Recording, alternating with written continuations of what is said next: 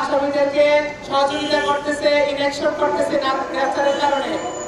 তখন আমি নিজেই প্রথম আগে গিয়ে ট্রাইব্যুনালে দরখাস্ত করে আসছি। ওই দিনে এজলাসের পরে গত পরশুদিন আমাকে একজন প্রসিকিউটর বললো, তো এগুলো কি করা যাবে নাকি? আমি বললাম, স্যার আমি এজলাসে ছিলাম, বিচারপতিরা বলেছিল যে না, আসামি যে গ্রেফতার করতেছে না তার জন্য দরখাস্ত করার জন্য। উনি বলল, বিচারপতিদের কি মাথা ঠিক আছে? এই যে ট্রাইব্যুনালের প্রতি আমাদের এত বিশ্বাস, ট্রাইব্যুনাল থেকে যদি প্রসিকিউশন থেকে এই কথা বলে, তাহলে বিচারের জন্য আমরা কোথায় যাব?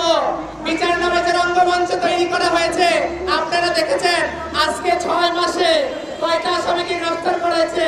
2000 হত্যাকাণ্ড হয়েছে, মাত্র কি 35 জন আসামি গ্রেফতার হওয়ার কি প্রাপ্য ছিল? 6 মাসে এই যে বিচার বিচার করতেছে, যারা আজকে মাইক পায় বলে যে বিচার করবে, এই করবে, সেই করবে।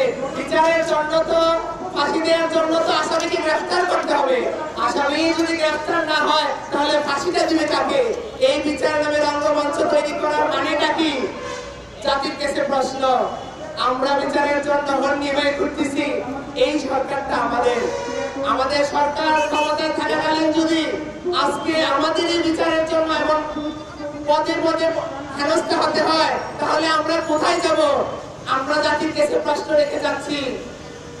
আপনাদেরকে আহ্বান করতেছি, বাংলাদেশটা এই 2000 মায়ের সন্তানের রক্তের বিনিময়ে স্বাধীন হয়েছে। ঐক্য হবে, সংস্কার হবে, নির্বাচন হবে, কিন্তু তার আগে প্রত্যেকটা হত্যার বিচার করতে হবে।